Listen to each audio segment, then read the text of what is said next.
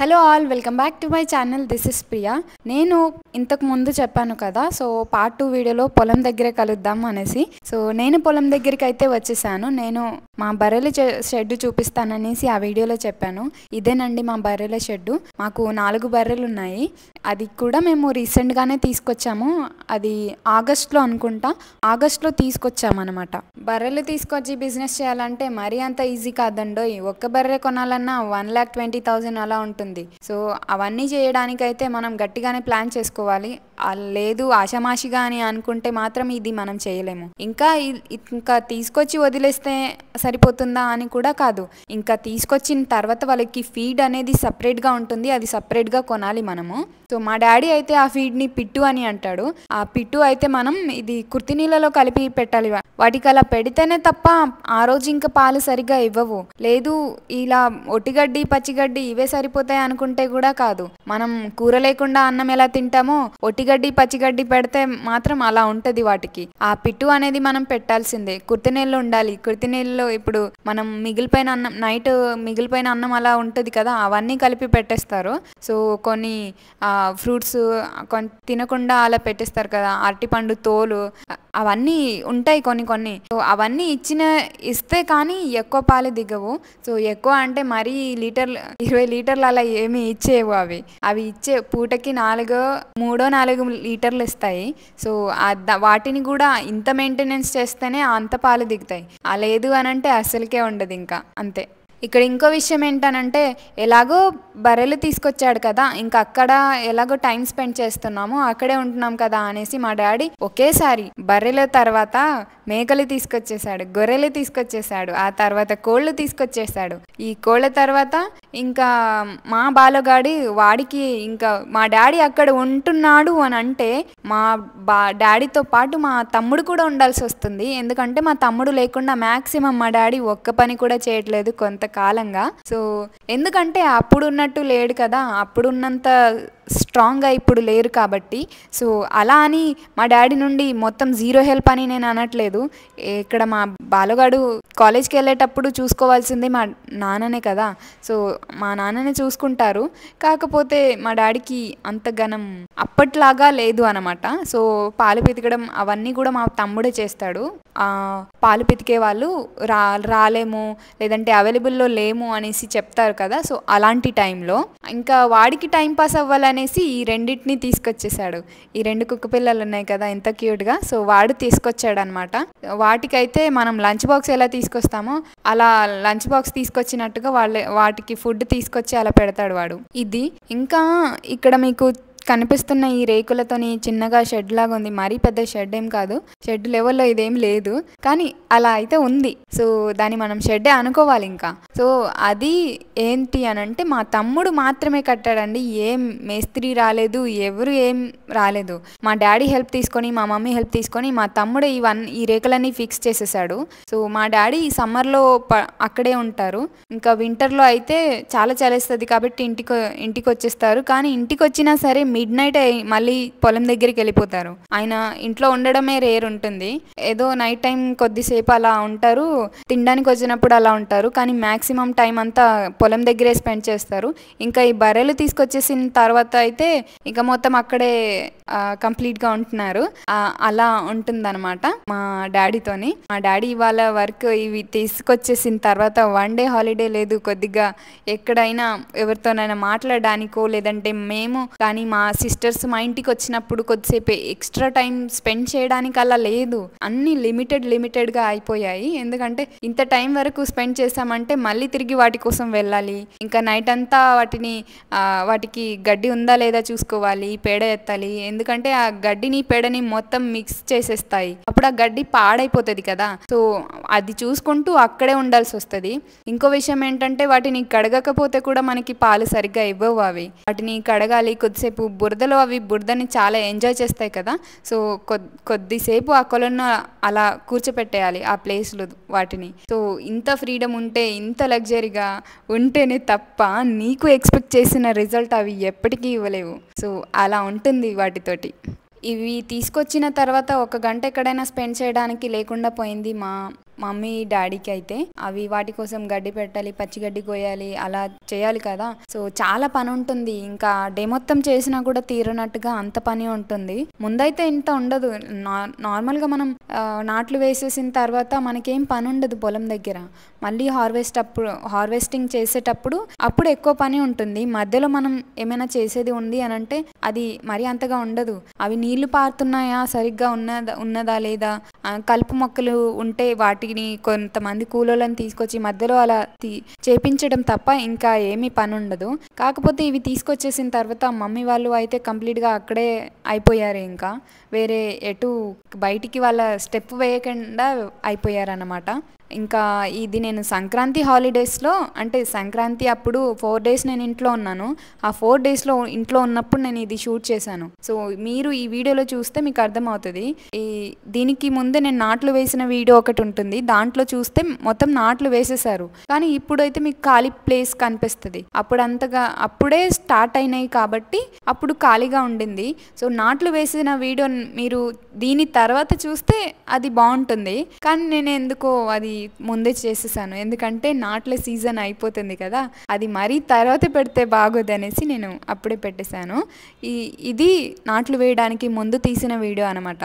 ఇంకెలాగో నేను పొలం దగ్గరికి వచ్చాను కదా, ఇది ఇక్కడ నేను చేస్తున్న పని అయితే నేను ఒకవేళ చేయలేదు అని అంటే మా డాడీయో మా మమ్మీయో చేయాలి కదా, రోజు వాళ్ళే చేస్తారు కదా అనేసి నేను చేశాను అనమాట. సో నేను చేసేటప్పుడు నేనేదో వీడియో కోసం చేశానని కూడా కాదు. నేను ఇప్పుడు ఈ వీడియో లేకుండా నేను ప్రతిసారి వీడియో తీయను కదా, ప్రతిసారి వీడియో షూట్ చేయను కదా. సో వెళ్ళినప్పుడల్లా నాకు అక్కడ ఏదైతే నెక్స్ట్ ఈవెంట్ ఉంటుంది, నెక్స్ట్ ఏం వర్క్ ఉంటుంది అని నేను అడుగుతూనే ఉంటాను. ఏదైనా హెల్ప్ చేయాలి అని అంటే ఇఫ్ ఐఎమ్ కేపబుల్ అని అనుకుంటే నేను అది చేస్తాను. సో అందుకని నేను ఎలాగో మా షెడ్ అంతా చూపించాలి అనేసి, మా పొలం దగ్గర చూపించాలి అనేసి చెప్పాను కదా. సో ఇదే నా రొటీన్ అండి. నేను పొలం దగ్గరికి వెళ్తే ఇలానే ఉంటుంది. ఎందుకంటే మా మమ్మీ ఏం పని చేస్తే దాంట్లో నేను హెల్ప్ చేయాలని అనుకుంటాను. సో ఇక్కడ చూస్తున్నారు కదా, ఒకవేళ నేను ఊడవకపోతే మా తమ్ముడో మా మమ్మీయో మా డాడీయో చేసేవాళ్ళు. ఇది మా పనే కదా, అందుకని నాకు అసలు ఏమీ ఫీలింగ్ ఉండదు అలా నేను ఇది చేయాలా అనేసి. ఎందుకంటే నేను చేయకపోతే మా తమ్ముడు చేస్తే మాత్రం, ఇలాంటి పని మా తమ్ముడు చేస్తే నాకు అస్సలు చూడబుద్ధి కాదు. వాడు ఇంట్లో కూడా పని చేస్తాడు. వాడి పని చెప్పలేము. ఇంకా ఎలక్ట్రీషియన్ వర్క్ వస్తుంది, పొలం దగ్గర అన్ని పనులు చేస్తాడు. వాడికి రాని పని అంటూ ఏది ఉండదండి అసలు. He's capable of so many things, he can do so many things, he can manage so many things. అలా ఉంటుంది వాడితోటి. ఇంత మల్టీ టాలెంట్ చాలా అంటే చాలా. ఇక్కడ నేను ఒక్కరోజు ఊడిస్తేనే మళ్ళీ నేను స్ట్రైట్గా నిల్చోడానికి నాకు అంత పెయిన్ వచ్చేసింది, బ్యాక్ పెయిన్. కానీ మా డాడీ చేసి మళ్ళీ ఆయన ఉన్న ఏజ్కి ఇంతసేపు వంగి ఊడ్చేసి ఉండాలి అని అంటే చాలా కష్టం కదండి, అంత ఈజీ కాదు. నాకైతే ఎప్పుడు అమ్మేస్తారా అని అనిపిస్తుంది. ఎప్పుడు ఇంటికి వెళ్ళినా అమ్మేయండి అని నేను ఊకే చెప్తున్నాను. అలా ఇరిటేషన్ వచ్చేస్తుంది. వాళ్ళు చేస్తుంటే చూడబుద్ధి కావట్లేదు, అలా అని మనం కూడా రోజు వెళ్ళి హెల్ప్ చేయడానికి కూడా లేదు. అలా తప్పట్లేదు, ఇంకా చేయాల్సి వస్తుంది. వాళ్ళు ఈ ఏజ్లో కూడా ఇంత కష్టపడుతున్నారు అని అంటే ఆడపిల్లలు ఉన్నారు అనేసి ఒక్క రీజన్ తప్ప, ఒకవేళ మా అక్క ఫస్ట్ సిస్టర్ సెకండ్ సిస్టర్ ప్లేస్లోనే ఒక కొడుకుంటే కోడల్ని తెచ్చేసే వాళ్ళు. తను అక్కడే ఉండి వాళ్ళకి హెల్ప్ చేస్తుందో, లేదంటే వేరే ఊరికి తన పని తను చూసుకొని వెళ్ళిపోయి వీకెండ్లో వచ్చి హెల్ప్ చేస్తుందో, కానీ ఏదోలాగా ఇంత పని అయితే ఉండకపోయేది కదా. ఇదంతా చేస్తున్నారు అని అంటే 5 ఆడపిల్లలు ఉన్నారు. So still they have to work అన్నట్టుగా వాళ్ళకి ఉంది. ఇప్పుడు లేదు అని అంటే వేరే వాళ్ళలాగా వాళ్ళు కూడా రెస్ట్ తీసుకుంటారు, నార్మల్గా చిన్నగా చేసుకుంటూ పోయేవాళ్ళు. కాకపోతే మేమున్నాం కాబట్టి వాళ్ళకి ఇంత పని అయింది. అది మేము నమ్మినా నమ్మకపోయినా అదే నిజమండి. నా డైలీ రొటీన్లో అని అంటే నేను ఎప్పుడు ఇదే చేస్తుంటాను.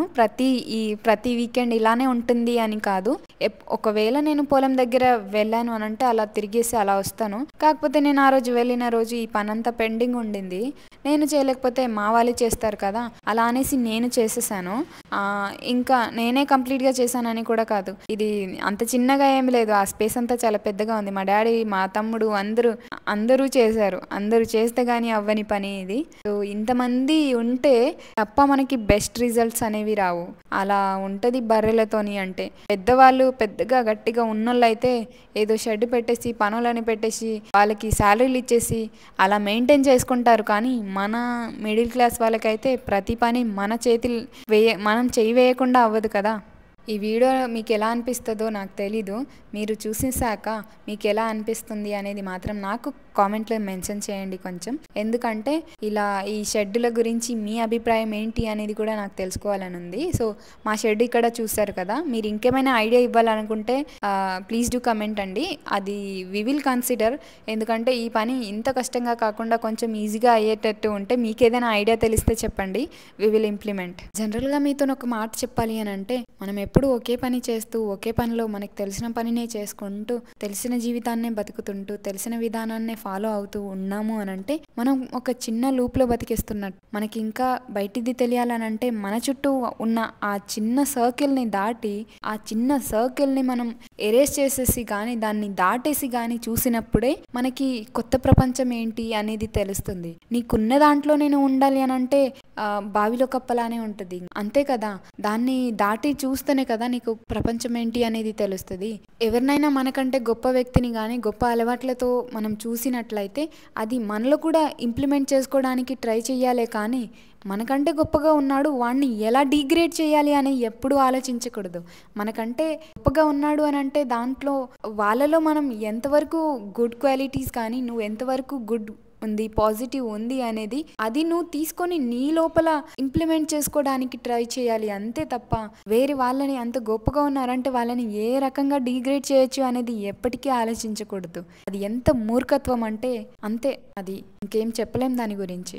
ఇంత ఫాస్ట్గా వెళ్ళిపోయే ఈ ప్రపంచంలో ఇంత ఫాస్ట్గా ఉన్న ఈ జనరేషన్లో నువ్వు ఎగ్జిస్ట్ అవ్వాలి అని అంటే నీ పాత పద్ధతినే ఫాలో అవుతూ నువ్వు ఇంత ఫాస్ట్గా ఉన్న జనరేషన్లో ఇంత ఫాస్ట్గా వెళ్ళిపోయే ఈ ప్రపంచంలో ఎగ్జిస్ట్ అవ్వాలి అని అంటే అస్సలు అవ్వదు. నిన్ను నువ్వు డైలీ నిన్ను నువ్వు అప్గ్రేడ్ చేస్తూనే ఉండాలి. నిన్ను నువ్వు కొత్తగా మార్చుకుంటూనే ఉండాలి. కొత్తవి నువ్వు నీలోకి ఆహ్వానిస్తూనే ఉండాలి. కొత్తవి అన్నీ తెలుసుకుంటూనే ఉండాలి.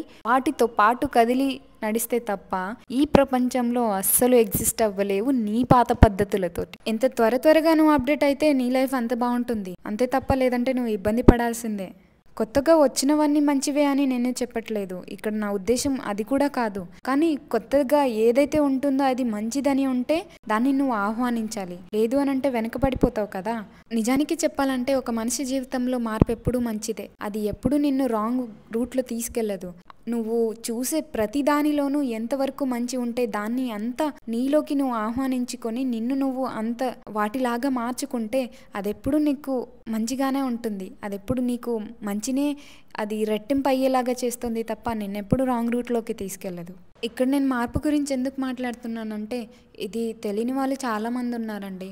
ఒకవేళ అలా కనుక ఉంటే మనం ఎగ్జిస్ట్ అవ్వలేనని నేను ఈ వీడియో ద్వారా చెప్తున్నాను. ఇక్కడ అది మీరు తెలుసుకోవాలి. ఇది చాలా ఇంపార్టెంట్ కూడా. ఎందుకంటే మీరు గడిపిన 20 ఏళ్ళ జీవితము ఇలా గడిచిపోయింది కావచ్చు, కానీ నెక్స్ట్ వచ్చే 20 ఏళ్ళ జీవితం మాత్రం అలానే ఉండాలంటే అస్సలు ఉండదు కదా. ఇంకా మా షెడ్ గురించి మాట్లాడుకుంటే క్లీనింగ్ అయితే అయిపోయింది. మా తమ్ముడికి ఇంకో పని కూడా చెప్పారు. అదేంటంటే మొన్న 2 మళ్ళకే అప్పటికి మేము 2 మళ్ళకే నాట్లు వేసాము. సో ఆ 2 మళ్ళలో అది కలుపు మొక్కల మందు ఒకటి ఉంటుంది కదా, అది వేయాలో మరి ఏదో ఒకటి వేయాలో నాకు తెలీదు. అది 3 డేస్లోనో 5 డేస్లోనో వేస్తారంట. సో అది మా తమ్ముడిని మా డాడీ వేసుకురమనేసి అన్నారనమాట. సో దానికోసం ఇసుక కావాలి, ఇసుకలో ఆ మందు కలిపి వేస్తారు. ఆ ఇసుక కోసం అనేసి మా తమ్ముడు అక్కడి నుంచి తీసుకొస్తున్నాడు. సో మళ్ళ కూడా ఉంటుంది. ఇంకా ఈ ఇసుకనంతా అక్కడ లాస్ట్లో నాట్లు వేసిన మళ్ళ వరకు మేము మోసుకొని తీసుకెళ్ళిపోతున్నాము. అక్కడికి వెళ్ళిన తర్వాత దీంట్లో కొంచెం మందు కలిపి అది చల్లేస్తారనమాట. సో అది మా తమ్ముడు చేసేస్తున్నాడు.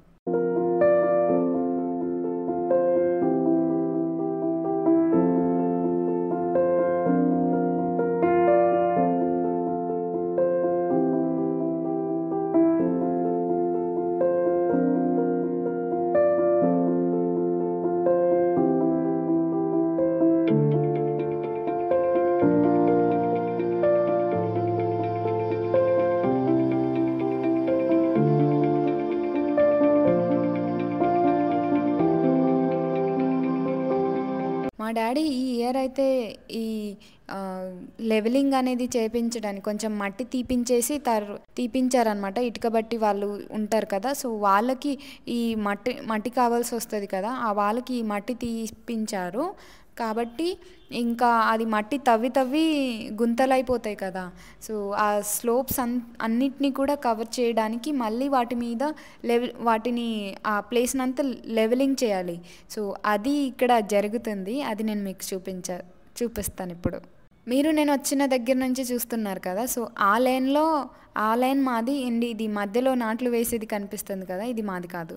దీని పక్కది అక్కడ జేసీబీ ఉంది కదా, సో అది మాది. ఇక్కడ ఇది ఎలా జరుగుతుంది అనేసి చూసుకొని తర్వాత వాడు మందు చల్లడానికి అయితే వెళ్ళిపోయాడు. అది మా మమ్మీ చూపిస్తుంది ఎలా కలపాలి, ఎంత క్వాంటిటీలో కలపాలి అనేసి మా మమ్మీ చూపిస్తుంది ప్రతిదీ. వాడికి అన్ని అందరికంటే పెద్ద టీచర్స్ మా మమ్మీ డాడీయే.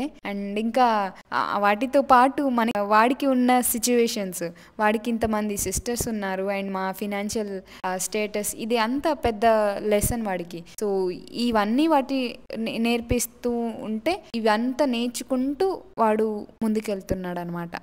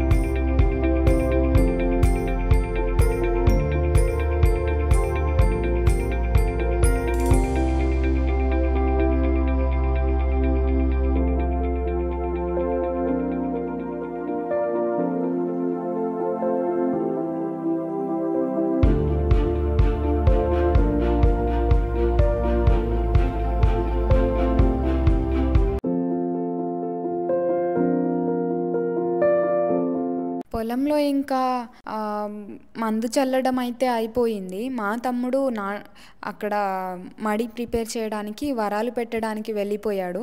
మా మమ్మీ గడ్డి కోయడానికి వెళ్ళిపోయింది. మమ్మల్ని అయితే ఇక్కడ ఇది అప్పుడే లెవెలింగ్ చేసిన ప్లేస్ అనమాట. మట్టి తీసేసి మళ్ళీ లెవెలింగ్ చేశారు. అందులో కిందున్న ఇటుకరాళ్ళన్నీ పైకి వచ్చేస్తాయి కదా, అవి మనం బురద ఉన్నప్పుడు అంటే నీళ్లు పట్టేసి నానపెట్టేసి అప్పుడు నాట్లు వేసేటప్పుడు నడుస్తాం కదా మడిలో, అప్పుడు చాలా ప్రాబ్లంగా ఉంటుంది వాటితోటి. కాబట్టి ఆ ఇటుక రాళ్ళని ఏరమని మా మమ్మీ మా డాడీ చెప్తే ఇంకా మేము అది చేసామన్నమాట. సో ఇలా చేస్తూనే ఇక్కడే సన్సెట్ అయింది, ఈవినింగ్ అయిపోయింది.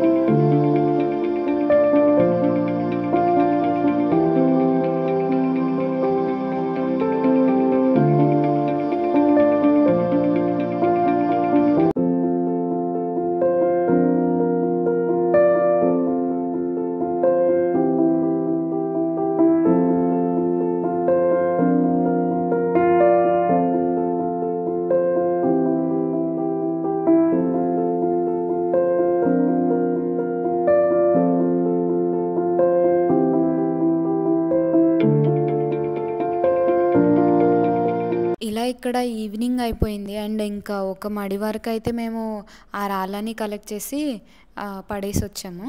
ఆ తర్వాత ఇంకా షెడ్ దగ్గర పాలు పితికేటప్పుడు ఇలా ఇంకా మంట పెడితే వాటికి దోమలు కుట్టకుండా అవి స్టేబుల్గా నించొని పాలు పితికేటప్పుడు ఏమి కదలకుండా ఉంటాయి కదా అనేసి ఇలా అన్నమాట.